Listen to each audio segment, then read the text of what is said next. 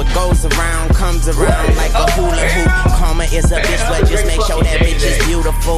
Life on the edge, I'm dangling my feet. I tried to pay attention, but attention paid me. Haters can't see me, nosebleed seats. And today I went shopping, and talk is still cheap. I looked at him and I was like, Lewis, you have no idea what kind of compliment you just fucking gave me, bro. And he just looked just fucking dead ass at me. It doesn't resonate with everybody, but we're energy, baby. We are fucking energy.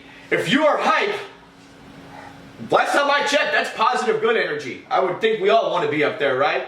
Yeah, but fam, the thing is, this shit is manufactured. You've got to put in the work to get to this fucking level. It ain't just gonna be fucking spoon-fed baby Gerber treat to you. No, you get this shit every day. And that's what this channel's gonna be about. Is how we, as a fucking team, are gonna grow this bitch to the next fucking level.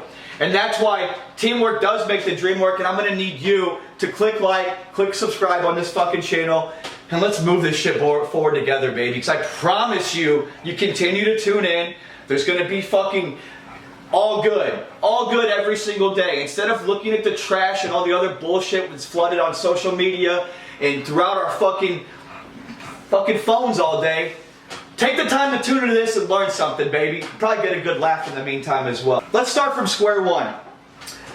I need to be relatable with this shit, fam. That's the only way it's gonna fucking work. The only way this is going to resonate with you is if it's relatable. And for me to be relatable, I need to at least kind of give some insight and talk about myself for a minute as to who I am, what led me to this moment, okay? Keep in mind, we're the sum. We are the sum of the decisions that we've made, the experiences that we've had. We're the result, plain and fucking simple. So either you embrace and embody that shit, or you run and mask it. Look in the mirror, fam. If it's the latter, this channel is for fucking you, and it's time to get to fucking work. I'm 36 years old, from the Midwest, born and raised in St. Louis, Missouri, where, I mean, let's just call a spade a fucking spade. That in St. Louis, all it is distractions. You need to find shit to mask the basic mundane lifestyle that is out in St. Louis. Now, Joe been fucking coming in hot. See, even my dog is fucking. You guys all meet him soon enough. But, oh no, so, St. Louis, it is what it is. It's fucking sports watching and beer drinking, baby. That's pretty much all it is. There's not really much else. And I knew from a young age that I wasn't gonna live my whole life in St. Louis. I wasn't gonna be stuck in that fucking place, stuck in misery forever. But growing up, sports are a big part of life, and a lot of, young boys' lives. I played sports consistently. I was very athletic. I was one of the most athletic kids in my high school. No bullshit. But, I just never, I took all the shit that mattered for granted, as far as like my athleticism and competition and sports, and looking back on the memories that I wish I would have had instead of just doing the things that I did instead. And what those things were, of course, were, focused on making money in high school and fucking selling weed and doing the shit that, chasing tail, the shit that we all fucking do all the time, going out, getting drunk, trying to be cool, trying to validate ourselves through all this external fucking noise and chatter, which ultimately doesn't matter.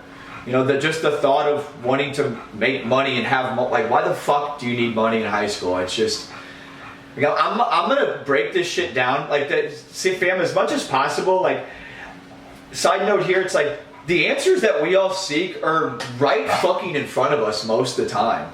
Like, we just do the wrong. We make the wrong choices so much, and then we wonder why we are where we are. It's because of, again, we're the sum of the decisions and the choices that we've made. So either you fix it or you continue just to make the same fucking stupid choices. And finally, it took me a while, again, 36, it took me moving down here to Florida before I decided to finally grow up, but step back, me and my ex, we had a lot of problems, as most relationships do, for whatever reason, and I'll be a man and say most of them were my own fault. Just being a piece of shit, drunk, arrogant asshole, not really thinking much ever. and just kind of living in the moment, not really thinking about my actions too much. I'm sure this is probably starting to sound relatable for some. It's a very concise life that most of us fucking live, because this is what society wants you to do. These are the things that are normalized, okay? Going out and just doing the same mundane shit every day, living for the weekend, fucking living for the fucking next score, whatever score that may be, instead of just winning internally, you know? And then looking back on things and being like, man, I wish I would have done this, wish I would have done that. So, you know, fast forward a little bit now to where me and my ex decided, hey, you know, all our problems will leave us if we decide to move to Florida. To move to Florida, get out of St. Louis, then, you know, that's the change that we'll need. How fucking stupid does that sound? But I will say that at least we made the move to get out of St. Louis. That'll be another point that I will continue to hammer home, is you always need to be true to yourself, fam. That's one of the hardest things for any individual to do nowadays. It's like, oh, I don't want to work here anymore, or, you know, I want to get out of St. Louis, I want to move to X, or I want to move to Y, or I want to ask the girl out, or I want to quit drinking, or I want to start. It's all these I wants or I shoulds, and then you don't fucking follow through with them. You got to be accountable. You have to hold yourself accountable to develop self-esteem, okay? And we'll dive more into that again as we go. But we moved down here to Tampa in, you know, September 2019, and well, needless to say, nothing fucking, our move didn't fix anything. And then it was January 2020 when my ex decided to pack up and head back to St. Louis. And, you know, I was down here. I wasn't going back to St. Louis. I was seeing this shit through one way or the other. And I can at least say that I at least had the discipline and the wherewithal at the time, even the mindset I was in then, to at least see this shit through. Well, what happened the very next month? COVID broke out. I was working for a digital agency back in St. Louis, and then landed a job down here at iHeartMedia. Probably towards the end of 2019, so really was still just basically getting out of training and getting on my feet when COVID broke out. And yeah, a lot of businesses were fucked. Of course they were, but so advertising, as you know, it wasn't happening. And just, yeah, life fucking sucked, fam. It was horrible, and there was no end in sight. And it was me in a new fucking place by my goddamn self. But did I throw in the towel? Did I pack up and try to move? No. I was going to see this shit one way or the other. But I also knew that doing what I was doing as far as my job, it was only fucking wearing me away worse. So I needed to find something to where I could at least be productive and have some sort of, you know, value. You know, now little do I know now we get no value from our jobs, but at the time I certainly thought I did. But again, that mindset at least has led me to the position I'm in now, and I was able to switch positions and found a job in property management, and my office, my apartment is literally right next to my office, and yeah, life is fucking great. But I built this environment, fam. I built this environment because I didn't quit. I continue to move forward every fucking day. But where I'm at in the story is nowhere near the beginning of my actual journey. Okay, I was during COVID, you know, around that time, towards the end of COVID is whenever I just remember one of my friends coming down to visiting, and I've never been somebody who has had like depression or anxiety or suffered from any sort of mental illness.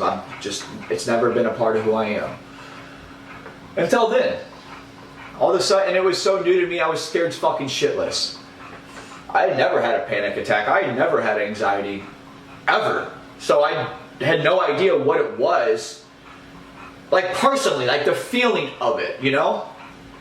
The first time you have a fucking panic attack, anyone, like, yeah, you think you're just dying for no reason. I don't know how else to really put it. I just was at a fucking Kiki's having breakfast with my buddy, and I just felt like I was dying, and I didn't have an answer to it.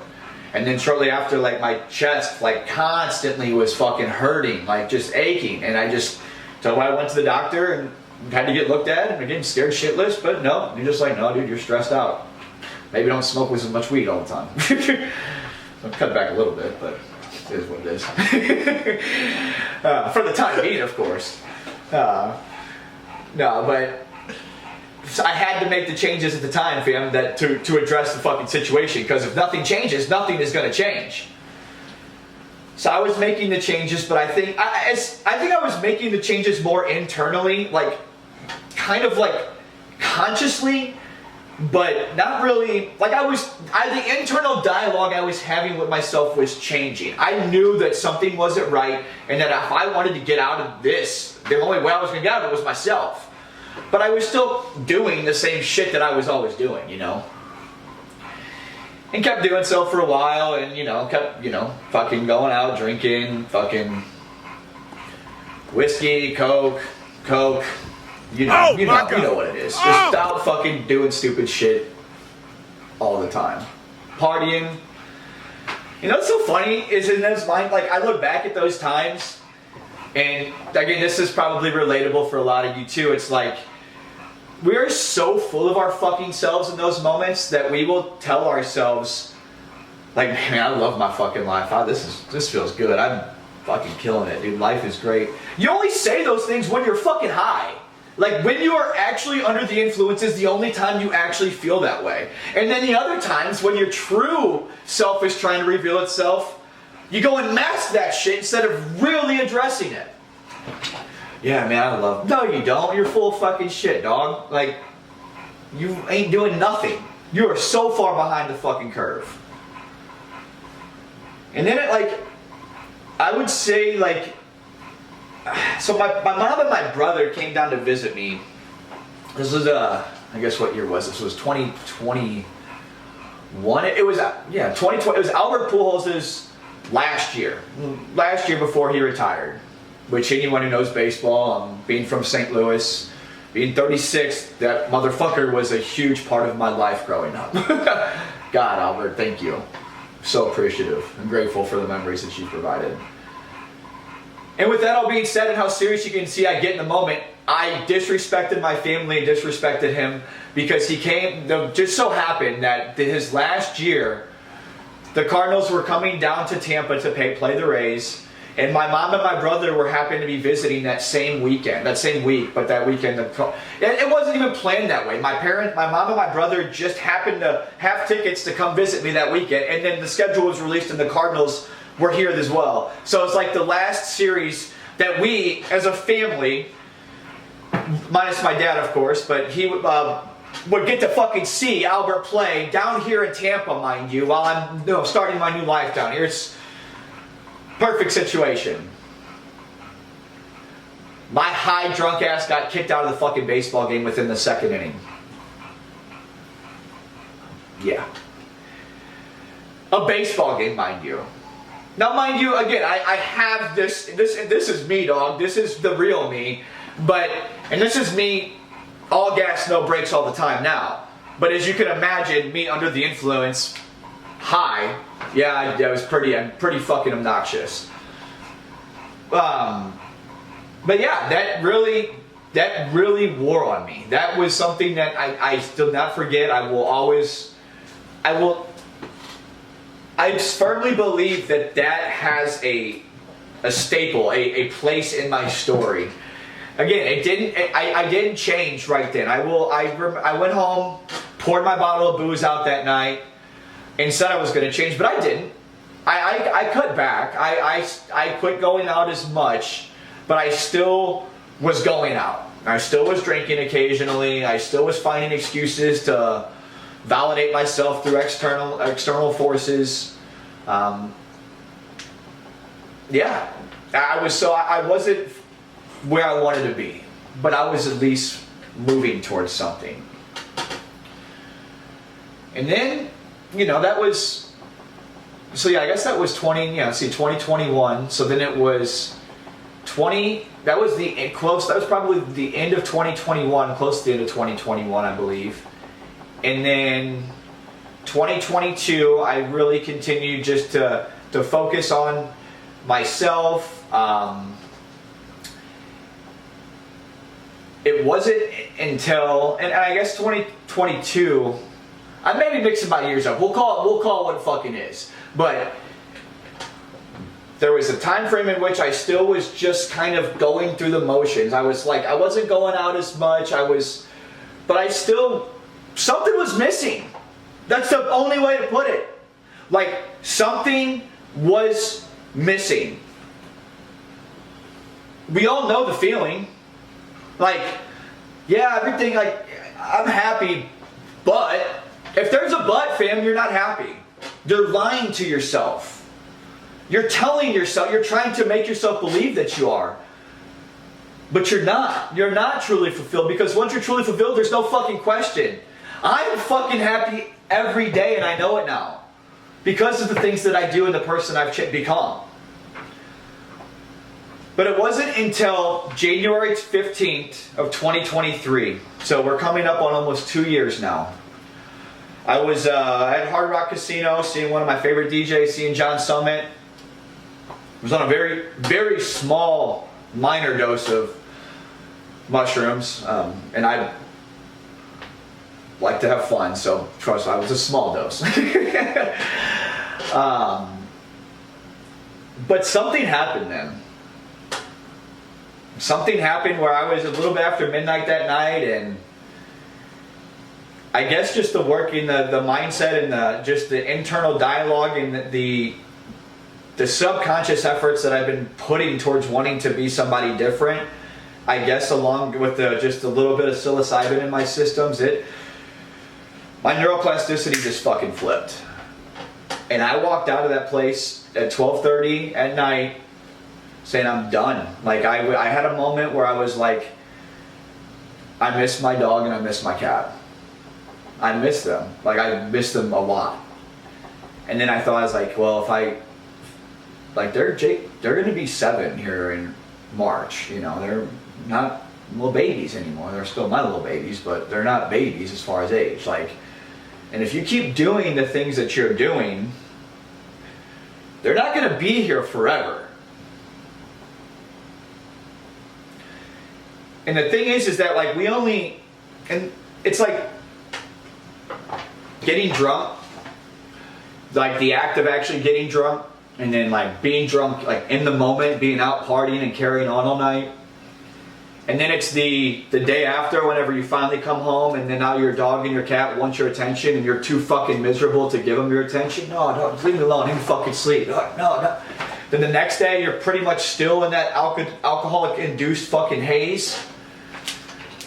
No, man. I want to spend my time focused on the things that matter. And that's love. That's caring. That's growing. That's being the best person. That's lending a helping hand. It's not being a fucking drunk, arrogant asshole all the fucking time who's only worried about getting laid. Those things never will validate you. I used to think that they would. But then I started to learn that, yeah, dude, how much more you can do of this? And keep just lying to yourself. So, in that moment, I was like, well, if you miss them, why are you here? If you miss them that much, why do you keep doing this? So I left. And fam, I have not looked back since then. I quit drinking cold fucking turkey on January 15th, 2023. And that is when my real life journey began. And that's what I really want to get into today and moving forward. Is just because we don't know our true identity. We think that we do. We think that we know who we truly are. But until you take the time to figure out who you truly are, you're living a masked fucking life, fam. You're living a life that is not true to who you actually are. Now let me kind of explain this here, okay?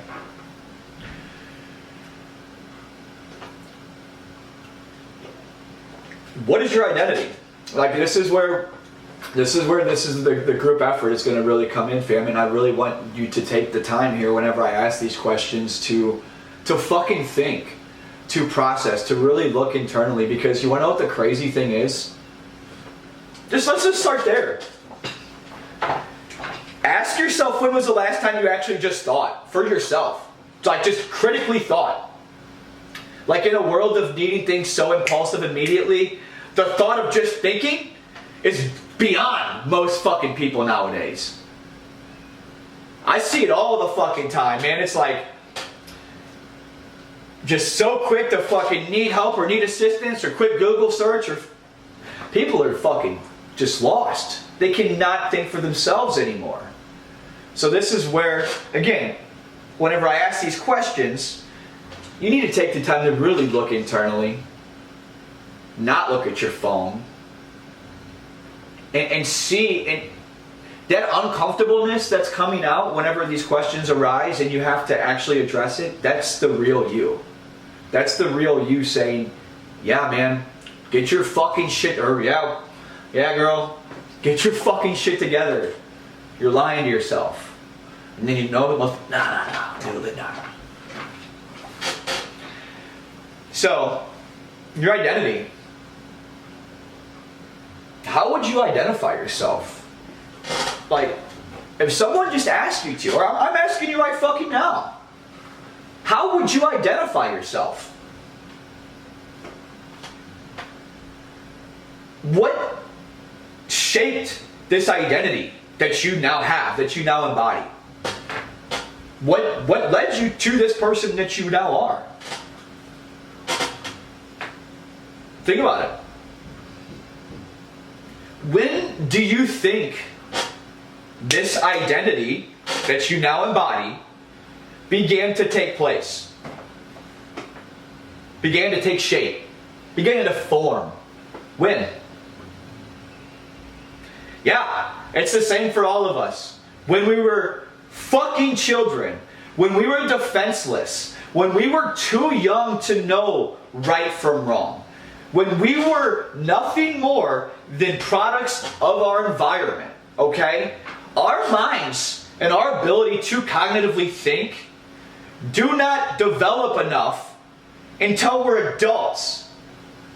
Side note, crazy that society wants to put a substance that literally blocks your ability to cognitively think and poison you right in front of you whenever your mind is fully developed to do so. Be it as it may, that's just subjective thought.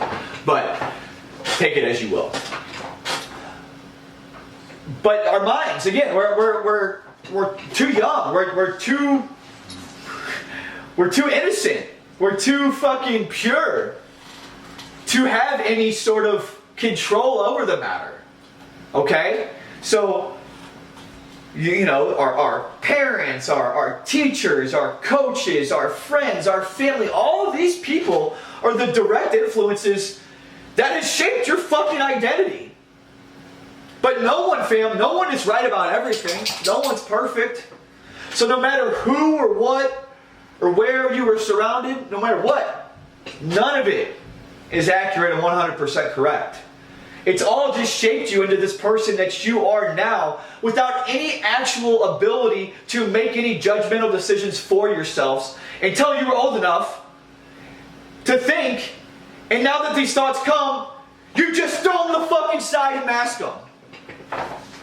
So again, if you haven't taken the time to discover or uncover this shit,